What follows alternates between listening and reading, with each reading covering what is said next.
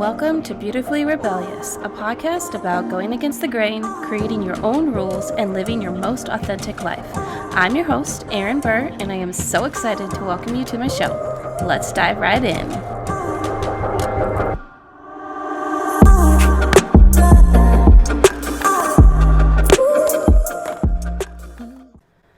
What's up, guys? Welcome back to another episode of the podcast. I'm so happy that you're here and supporting me, and like to come back to hear what I have to share with you. So it's not any new type of news that I have been in the job market for some time now. It was mid-October when I got word that the company I was working for before had to regretfully, that's a word, let me go due to the recession. At the time, it was kind of like a pending recession, like there was talk about it.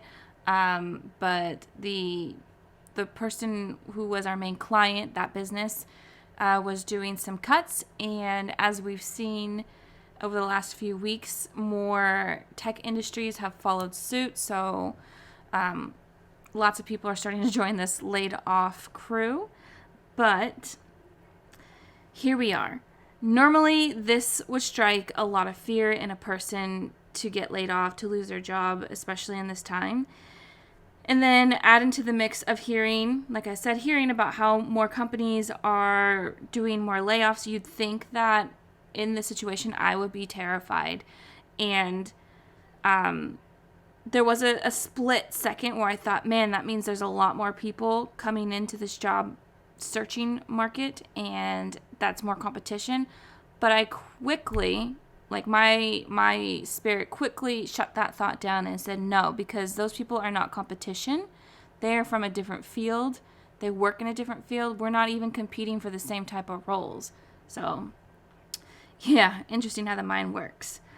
Obviously too, back when I first started talking about this, there were a few days here and there where I did wonder what I was going to do, like how am I going to pay bills, blah, blah, blah. But now, about 2.5, 3 months later, I would say the doubt does try to creep in here and there. Like, what am I doing wrong? Are my skills not good enough?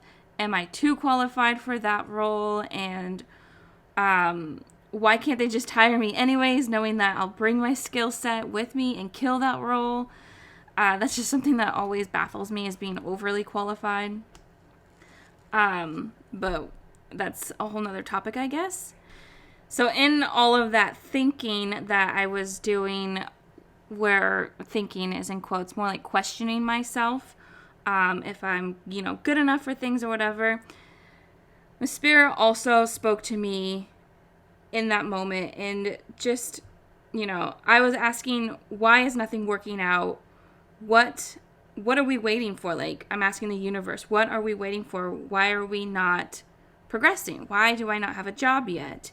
Let's get things moving already.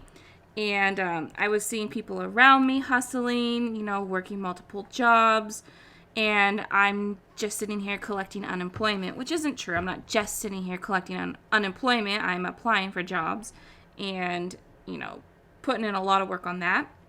But in that moment, Spirit just reminded me of a simple yet very powerful truth. And it was, I am not them. My story is not theirs. My life, my goals, my dreams are not like theirs. So why on earth am I comparing what I am or am not doing to what they are doing?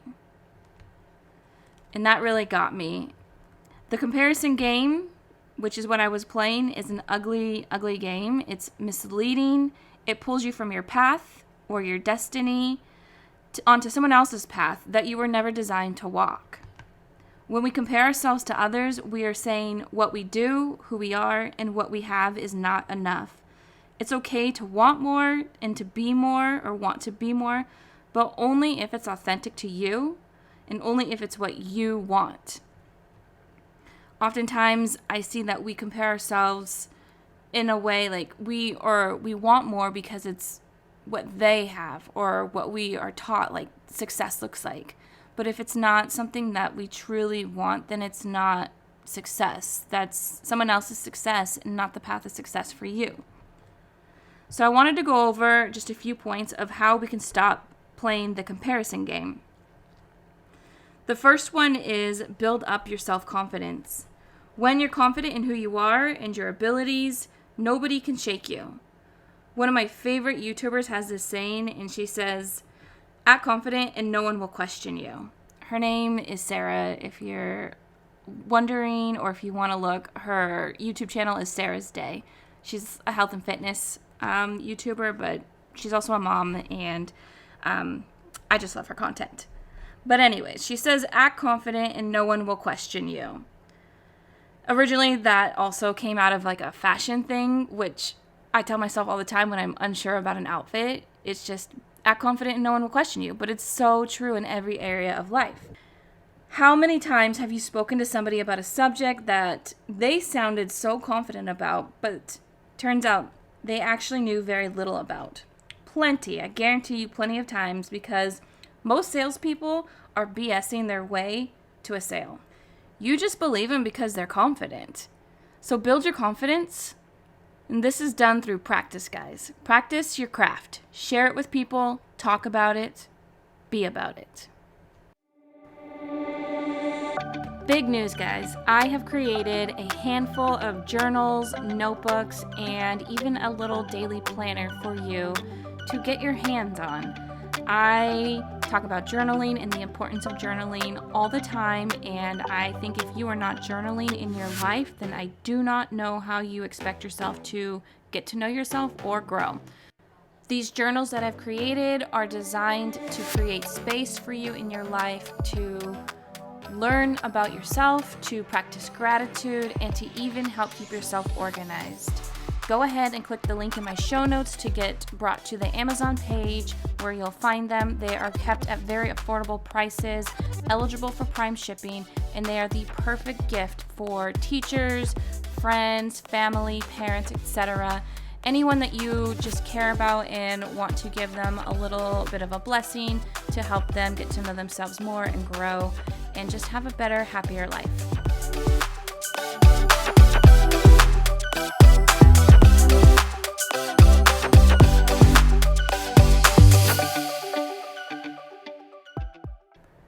The second step is figure out what you want.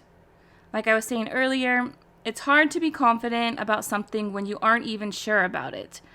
Early into my job search adventure, is what I like to call it, I found myself explaining, or at least trying to explain, what I envisioned myself doing. I'm not talking about like in a day-to-day job. I'm talking about big time, like this is what I envision me doing with my life. These are the phrases that kept coming out of my mouth, and every time I'd say them, I literally would like scream in my head saying, what the heck is wrong with you, Erin? Why do you not know this? But this is what I would end up saying while trying to explain it to people. I'm not really sure.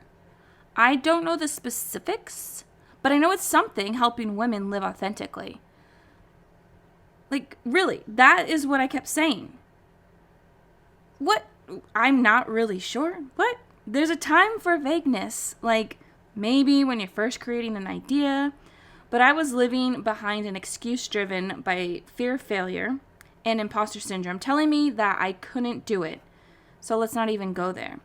So I wouldn't even confidently say what I wanted to do, even though deep down I did know.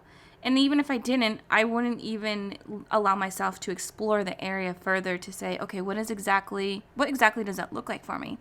Because I felt like, I wasn't good enough for that, aka imposter syndrome. I realized I was basically saying nothing, yet asking the universe to make it happen. I guess we could say it was happening then, because I wasn't really saying anything.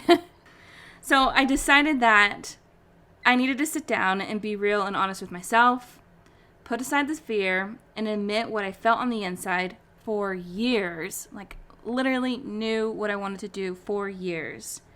When I sat down and really just got real with myself, this is what came up. I wanted to be a motivational or inspirational speaker, author, and artist. Big, huh? I want to be on the stage, mic in hand, inspiring people to shed the false identities, the excuses, the lies that are holding them back, and to rediscover their truth, to live that truth. Now, I know this is like, that just sounds like, whoa, that's a pretty big, vision. And yeah, it is. And no wonder I was scared to admit it to even myself. But guys, I'm going to do it. And I'm going to do it through this podcast. I'm already doing it. This is my way to basically, move myself forward. This is a great avenue for practice. And this is a great way to begin reaching people. But there will be a day where I will be on a stage and I will be sharing whatever it is I have to share and motivating and inspiring you guys to live your authentic lives and to be happy doing it. Something I noticed is once I got real with myself, the vision began to solidify. The hows of how am I going to do it began to become clear. AKA, I realized this podcast was an avenue to do this. I can now confidently step into my destiny because I now figured out what it was I wanted. So now when people ask me, what is it you see yourself doing? I don't say, well, I don't know. I will admit, occasionally I do still get imposter syndrome, and I'm like, I don't know if I can say this to them, but I have at least gotten better at, if I start to say something like this, I will then just be like, nope, I'm going to be on stage speaking, and I'll just say it. And I find the more you say it, the more you speak your vision, no matter how big it is, the more real it becomes, and the less big it is. Like it's not that big thing in front of you. It's not this huge mountain. It becomes like a small little bump in the road. It's nothing, And step 3, remember that we all have a unique purpose. Sure, not all of us are desiring to be on stage or write a book or be an actor or singer or CEO or whatever. Maybe you really just want to be a stay-at-home parent. There is still uniqueness to this. Anyone who's a parent knows that all kids are different, even siblings. This means that your parenting approach has to be different too, so you can't really compare how Sally over there is raising her child to how you do it with your kids. What works for one kid will not necessarily work for the other, and I'm saying that your friends' kids to your kids, and even your one child to your next child. I personally think that when you actually try to parent any kid the exact same way that you parent another child, you could actually create some issues and cause some setbacks because you need to be attentive to their unique personality and needs. So, like I said, no role is too small. Everything has its uniqueness and everything has a purpose. The same thing goes for the same example goes for what works for your best friend won't necessarily work for you. Just because Joe found success doing XYZ techniques doesn't mean that you're going to find success doing the exact same things too. I know that there are some set things they say, if you do this, this, and this, then you will become successful, but those are just steps, and without a passion and the right discipline, and there's a few other things to sprinkle in there, it doesn't matter. Steps are steps, but there's a lot more that goes into it when it comes to it succeeding. You need to figure out what works for you, and part of the process is figuring out what doesn't work for you. So this part can actually create a really hard mental battle, because it can be hard to constantly fail at something and think that you're even succeeding. But that's actually that's the secret. When you're failing, you're learning what's not working, and you can cross those things off the list.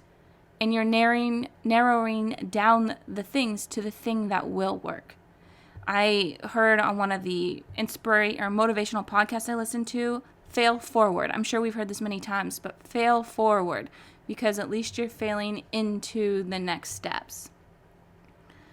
So even though it can be a tough mental battle, you need to remind yourself that you're in the process. And as long as you keep pushing forward and you keep on trying, you're going to get to where you're trying to go. Don't get caught up in what others are doing, though, or saying, because what if Joe reaches a certain level of success before you do? you can't stop and say, oh, he did it. I should have just done what he did. This is your journey, and this journey includes lessons that you need to learn. And Joe is on his own journey, learning his own lessons. Plus, you should never really compare yourself because you don't actually really know what's going on behind the scenes, and you don't know how long success will last for any single person. Focus on building your own success with strong as hell roots so it will last. Thank you so much for showing up and listening to this. I hope that even one of these steps has really implanted something in your heart and in your mind, and you can start to feel a little less like you need to be like somebody else and a lot more like you can just run with your own truth. Until next time, guys, I'll talk to you later. Bye.